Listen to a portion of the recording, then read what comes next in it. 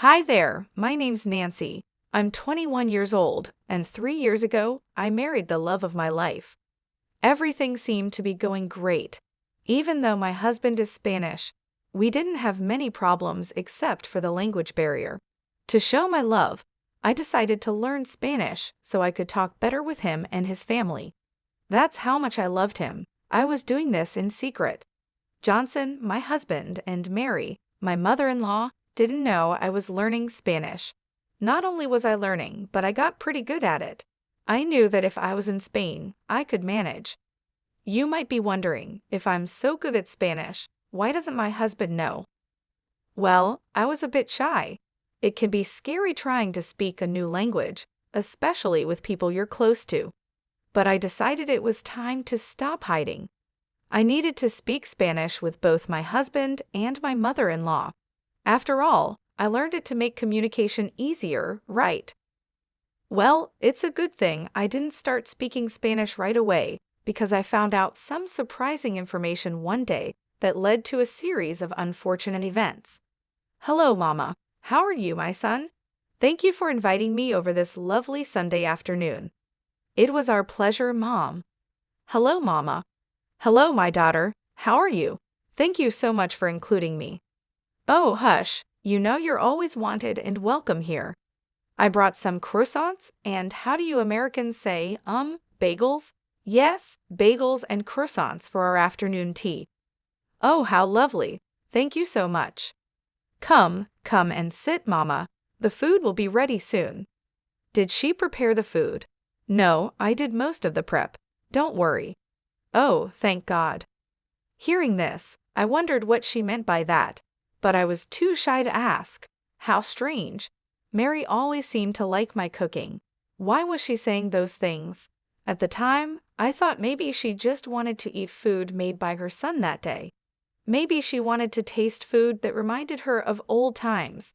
Then I heard her say, I hate her cooking. Why did you invite me here instead of taking me to a cafe so we could avoid her? Mom, we agreed to speak in English so Nancy doesn't feel left out, remember? Oh, forgive me, my sweet daughter. I was just saying that the food looks so good. I was surprised to learn that my son made it. Oh, I wish it was you who made it. I love your cooking. At this point, I was confused. How could she say such awful things in Spanish and then lie to my face in English? I thought I might have misunderstood, but I had a plan to confirm what I heard. Oh, please don't worry. You should never feel ashamed to speak your native tongue. Go right ahead, I'll be fine. I wanted to catch what she was saying, so I planned to use the Google Translate app to record her and make sure I understood correctly. We all sat at the table, getting ready to eat, and what came next shocked me to the core. I want us to discuss our plan. The time is approaching. It's literally tomorrow. Johnson, you have to be serious. The app, along with my Spanish knowledge, confirmed there was some plan going on, but I didn't know what it was. Mama, not now. I said I would handle it. What are you going to tell her? Nancy, darling, please pass me the sugar. She doesn't know anything about the plan. I was just going to tell her that I would be out of town. Out of town? What for? What was going on? I was so confused. I was constantly looking down at my phone to see what the app was translating. I think they assumed I wasn't paying attention and became less careful with their words, which was good for me as I was learning their true feelings. She's not too smart. Look at her glued to her phone. We can talk about this now.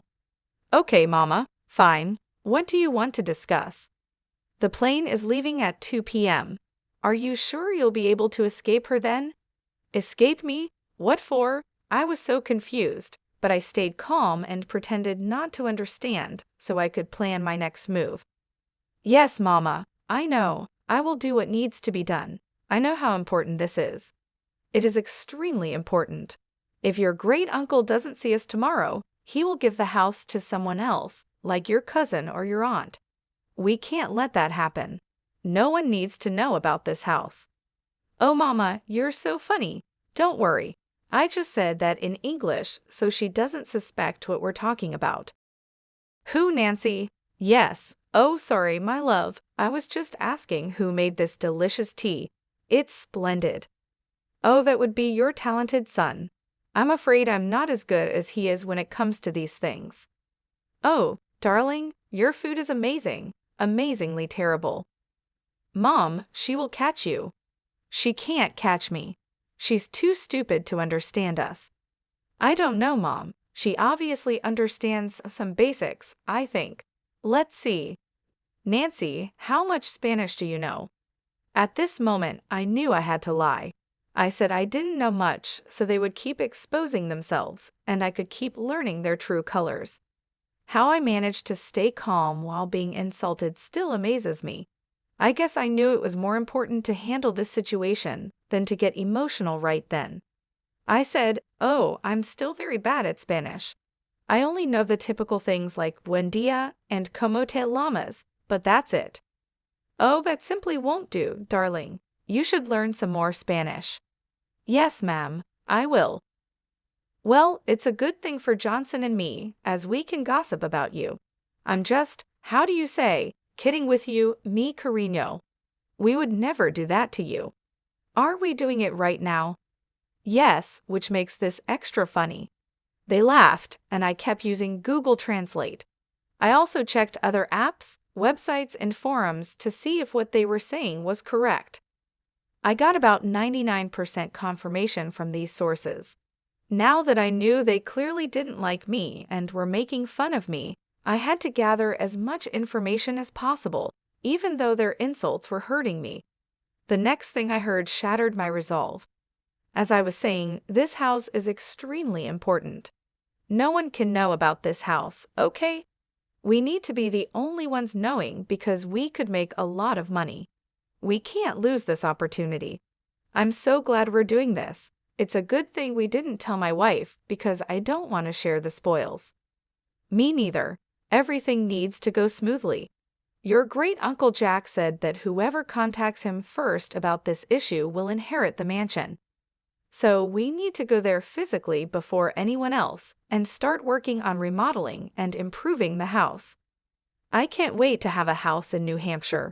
This is where I'll go to escape my wife and my life here in Mississippi. Sometimes I can't stand her. You know you're still young, way too young to be married to someone like her. Come and live with me in New Hampshire. You can enjoy your youth with women and booze, have a good time, and then settle down when you're ready. Let's leave this place. Honestly, Mama, I think you're right. I couldn't believe what I was hearing. I felt tears welling up. Excuse me, what's wrong? Is everything okay? Yes, I just need to get something from the kitchen. I couldn't listen to them anymore. I needed to collect myself and not make a scene. How could they say those awful things with me right there in the room? Did they have no shame? I was so upset.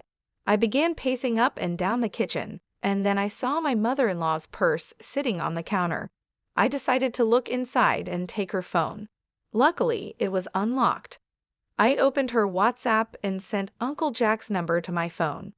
I quickly deleted the text from her phone, so it looked like nothing happened. It felt like I was acting on instinct. I didn't know why I did it, but I was glad because I was now planning to get back at them. I returned to the dining room where the conversation was still going on. They seemed to be talking about the same thing. So tomorrow we leave for the vacation. I think it's well deserved because of all the hard work we've been doing. I second that. We deserve this break. Is everything okay? Yes, honey, we were just talking about the weather and how it's a perfect day to go relax somewhere. Would you like us to do that? Maybe not today, Scene. Oh, okay. When would you like to go then? Maybe tomorrow? Both Mary and Johnson froze slightly. I was looking for their reaction and noticed it. I don't think tomorrow would be possible. I asked Scene to help me with some things around the house. Oh, what things? Why is she asking so many questions? Just to move things around. I can help too, if you like. That won't be necessary. See how nosy she is being? I don't like it one bit. Do you see why you have to leave this place? Don't worry, Mama. I've got this handled. I still managed to keep a smile despite knowing what they were saying. I was looking forward to my plan for revenge. I continued recording their conversations until the very end to make sure I had all the details. As I mentioned before, my Spanish was getting pretty good, but I still wanted to make sure I got the right information. That night, I snuck away from the bedroom and went to the office to do some more investigating. I replayed the audio, and sure enough, my doubts about my accuracy were gone.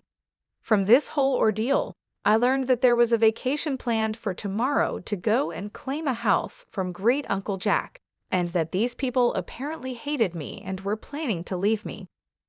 A bonus piece of information I got was when I went to the kitchen to pace. I had left my phone, which was still recording, in the room with my husband and mother-in-law, and I managed to pick up some more useful information. The conversation consisted of Mary asking Johnson about his computer password because she wanted to change some aspects of their flight. I managed to get the password and flight details. I must have hit the jackpot. I logged into John's computer, and sure enough, there were flight details on the website where he booked the tickets. Feeling very sneaky and devious, I may or may not have changed their flight details, pushing their flight to the day after tomorrow. This was just phase 1 of my plans. There was a lot more to come. Since I had sent myself Great Uncle Jack's number, I was ready to do what I needed to do. "Hello, Uncle Jack, it's Nancy." "Oh, hello, darling. How are you doing? Is everything okay?" "Well, no, not really." I went into great detail explaining what had happened that day. I even sent him the audio recording as proof because, without it, I doubt he would have believed me. We cut the call so he could listen to the voice recordings, and we talked again after he finished listening. Wow, I don't even know what to say. How could Mary and Johnson do this? They were such sweet and innocent people when they were younger. How could they do this to you, to me? I know, it's a lot to take in. It was shocking to me too. You have indeed improved your Spanish. Well done. Thanks, Jack. But now that we know this, what do we do? Well, obviously they're not going to get the house. That's a fact. After hearing all of this, there is no way that I would never give such a valuable and honorable gift to people who plan to ruin it with their evilness and foolishness. Okay, I get it. It's your house, and you have every right to do what you want with it. Yes, I do. From now on, I will ignore their calls. Let's see how they feel about that. Thanks again for bringing this to my attention. You are a good and kind-hearted person, Nancy. Please don't let the ugliness of this world change you. Thank you for your time and willingness to listen. Hearing what you heard today couldn't have been easy. I applaud you for your strength. Please take care, Uncle Jack. You too, love. Good night. With that, I knew I had secured the downfall of both Mary and Johnson. Now that everything was set, I just had to wait for the right moment to make my move. When I got back to the bedroom, Johnson was still fast asleep. It hurt to know that my husband, whom I love dearly, would treat me this way. I didn't know he felt all those things, and maybe if we had talked, we could have found a solution. But he chose to be deceitful. I took his phone and turned off his alarm. Without it, he would surely oversleep, and that's exactly what happened. I packed my things and went to a hotel for the night. I couldn't stay in the house with someone like that. The next day, absolute chaos ensued. I'm sure John woke up to 100 missed calls from his mother and was frantically packing because he hadn't packed the day before. I suspect this because I got a call from him at 1 p.m. Where the hell are you? Why didn't my alarm go off, and why aren't you here? Oh, I decided to take a little vacation day for myself. Oh, that's nice. A little heads up would have been appreciated, though. Yeah, likewise, Scene. What? What do you mean? Anyways, that doesn't matter. I'm running late for my flight. I mean my meeting with Mom. Why are you in such a hurry? I'm sure she wouldn't mind you being a little bit late. You don't understand. Anyway, it's fine. I won't be home tonight and tomorrow night. I've got a lot I need to do. See you later. Before I could even respond, he hung up. I'm pretty sure he was so overwhelmed that he didn't even check the proper details of his ticket, which I had changed to the next day. Through the Find My iPhone app, I saw that he made his way to the airport. Imagine waking up, rushing out of the house with only minutes to spare to make it to your flight, just to find out that it had been canceled. I'm sure he was moving like a madman up and down that airport. I could almost see him frantically checking his phone, realizing the flight details were wrong. Suddenly, I received a call from Mary. "What have you done?" "What do you mean, Mary?" "Drop the act. I know you tampered with our flight." If by tampered you mean changed the date, then yes, that's exactly what I did. "Why would you do that?" "I was trying to help you guys out. Didn't you say you wanted John's help with moving some stuff around?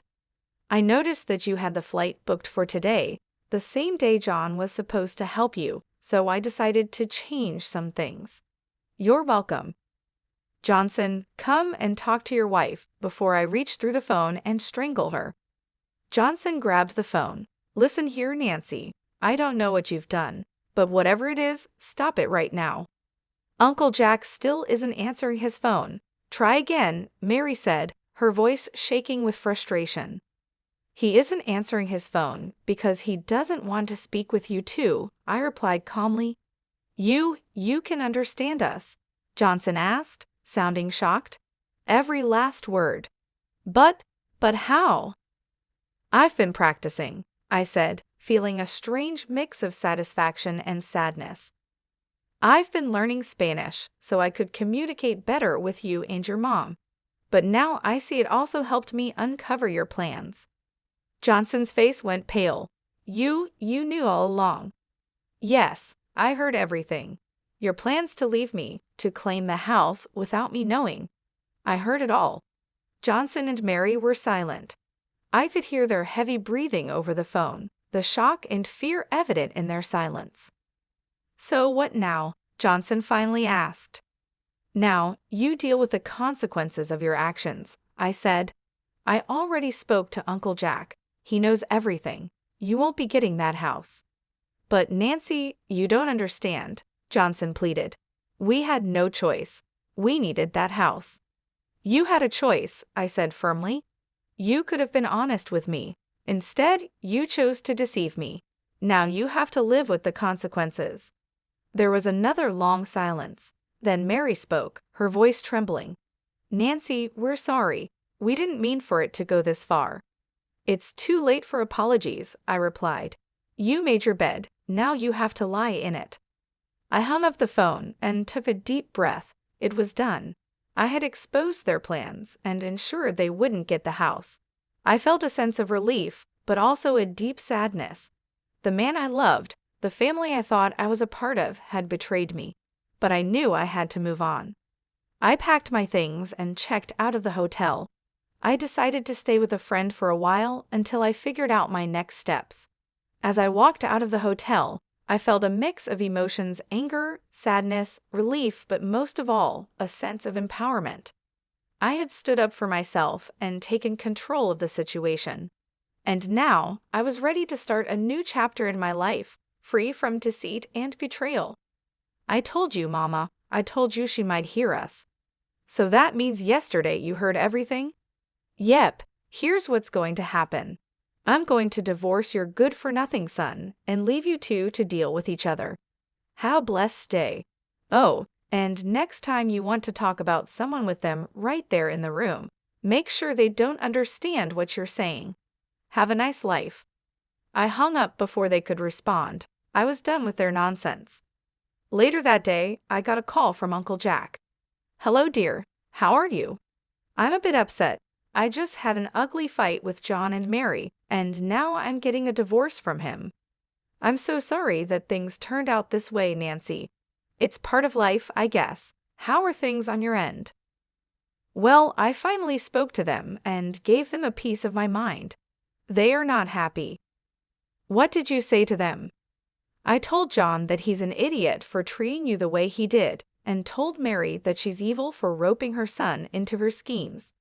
I also told them that I have given you the house." "You what?" "Yes, dear, the mansion is yours. Even if you get a divorce from John, It's all yours, and you can share it with whomever you please. I don't know what to say, Jack. It's too much. I wanted this house to go to someone kind and compassionate, but also tough and strong when needed. That's exactly who you are. A house is the least I could do after all the stress and turmoil those two put you through. The house is yours. Take it. After that call, I felt a strange mix of emotions. I had managed to distance myself from two toxic people, and on top of that, I had been gifted a multi-million-dollar mansion. It felt surreal, like something out of a movie. But it was real, and it was happening to me. The next few days were a whirlwind. I moved my belongings into the mansion and started to make it my own. Every room, every corner, became a testament to my resilience and strength. I decorated the house with a sense of newfound freedom and pride. I was no longer bound by the deceit and betrayal of Johnson and Mary. This house, this beautiful mansion, was a symbol of my victory over their treachery. As expected, Mary and Johnson were furious. They sent me constant threats, trying to intimidate me into giving up the house. But I stood my ground. Each time they sent a threat, I responded with a picture of a different part of the house, reminding them that it was mine, not theirs. I wanted them to see what they had lost, to feel the sting of their own actions. Revenge never felt so sweet. One evening, as I was sitting in the grand living room, surrounded by the opulence of the mansion, I reflected on everything that had happened. I thought about how much I had loved Johnson, how I had tried to learn Spanish to communicate better with him and his family. I remembered the hurtful things they had said about me, their plans to leave me out of their lives. It had been a painful journey, but I had come out stronger on the other side. I received another call from Uncle Jack. "Nancy, I just wanted to check in and see how you're doing." "I'm doing well, Jack. Thank you for everything. The house is beautiful. I'm glad you like it. You deserve it after everything you've been through." "I appreciate that. It means a lot to me." "You know, Nancy, I've been thinking, maybe you should consider staying in Spain for a while. You could use a change of scenery, and it might help you heal." "That's a good idea, Jack. I think I will. Thank you for the suggestion." As I hung up the phone, I felt a sense of peace wash over me. The future was uncertain, but I knew I had the strength to face whatever came my way. I had overcome betrayal and heartbreak, and I had emerged victorious. This mansion was not just a house, it was a symbol of my resilience, my strength, and my ability to overcome any obstacle. In the end, I realized that the best revenge was living well. I had a beautiful home, a supportive family in Uncle Jack, and a bright future ahead of me. Mary and Johnson could stew in their own bitterness and regret, but I was moving forward with my life, and that, I knew, was the greatest revenge of all.